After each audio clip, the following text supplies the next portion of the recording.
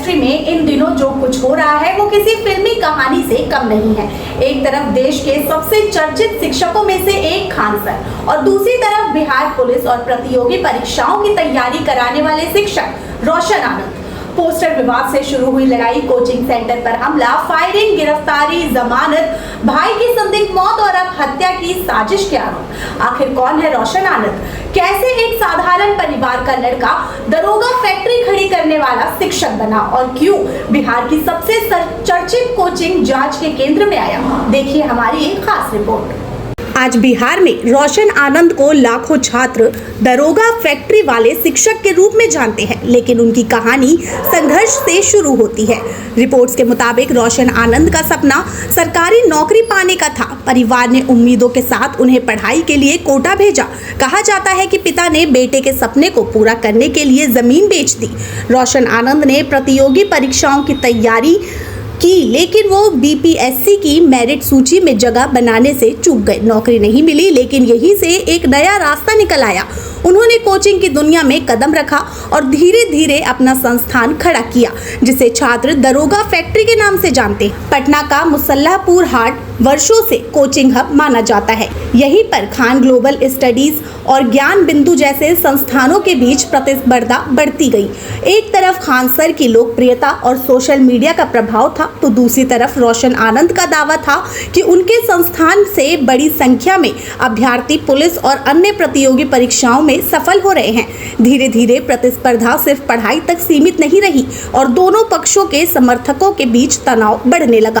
2 जून 2026 को पटना में खान सर के संस्थान के बाहर हिंसा और तोड़फोड़ की घटना हुई। पुलिस के मुताबिक इस मामले में कई लोगों के खिलाफ केस दर्ज किया गया।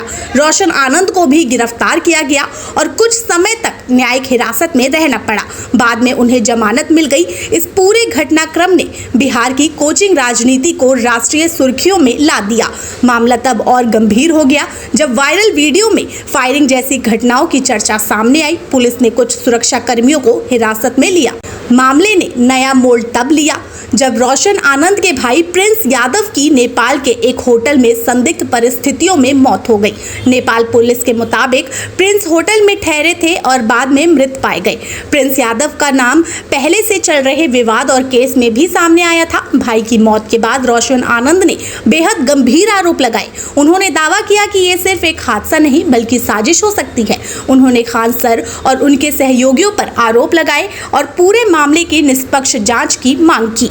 हालांकि इन आरोपों की आधिकारिक पुष्टि नहीं हुई है और मामले की जांच जारी है। तो वहीं दूसरी तरफ खान सर और उनके समर्थक इन आरोपों को खारिज करते रहे। कानूनी स्तर पर दोनों पक्ष एक दूसरे के खिलाफ कार्रवाई कर रहे हैं। फायरिंग और हिंसा मामले में भी जांच जारी है और अदालतों में सुनवाई चल रही है। यानी फिलहाल किसी भी पक्ष के आरोपों पर अंतिम निष्कर्ष निकालना जल्दबाजी होगा। अब सबसे बड़ा सवाल ये है कि आखिर बिहार की कोचिंग इंडस्ट्री में ऐसा क्या हो रहा है कि शिक्षकों के बीच प्रतिस्पर्धा अब पुलिस, कोर्ट और राजनीतिक बयानों तक पहुंच गई है। सोशल मीडिया पर भी छात्र 2 हिस्सों में बटे दिखाई दे रहे हैं। कई लोग इसे शिक्षा जगत के लिए दुर्भाग्यपूर्ण बता रहे हैं, जबकि कुछ इसे आर्थिक हितों और कोचिंग बाजार की लड़ाई मान रहे हैं। रोशन आनंद की कहानी संघर्ष, असफलता और सफलता की कहानी जरूर है। एक ऐसा युवक जो खुद प्रतियोगी परीक्षा में सफलता नहीं पा सका, लेकिन हजारों छात्रों को सफलता का सपना दिखाने लगा। लेकिन आज उनकी पहचान सिर्फ एक शिक्षक की ही नहीं रह गई, वो बिहार के सबसे चर्चित कोचिंग विवाद के केंद्र में है। एक तरफ भाई की मौत का दर्द, दूसरी तरफ हत्या की साजिश जैसे गंभीर आरोप। एक तरफ खान सर का बड़ा नाम, दूसरी तरफ रोशन आनंद के सवाल। सच्चाई क्या है, इसका फैसला अदालतों और जांच एजेंसियों को करना है। लेकिन इतना जरूर है कि इस पूरे विवाद ने बिहार की कोचिंग संस्कृति, शिक्षा के व्यवसायीकरण और शिक्षकों के बीच बढ़ती प्रतिस्पर्धा पर सवाल खड़े कर दिए हैं। क्योंकि जब शिक्षा के मंदिर विवादों के अखाड़े में बदलने लगे तो नुकसान सिर्फ संस्थानों का नहीं बल्कि उन लाखों छात्रों का होता है जो वहां अपने भविष्य के सपने लेकर पहुंचते हैं।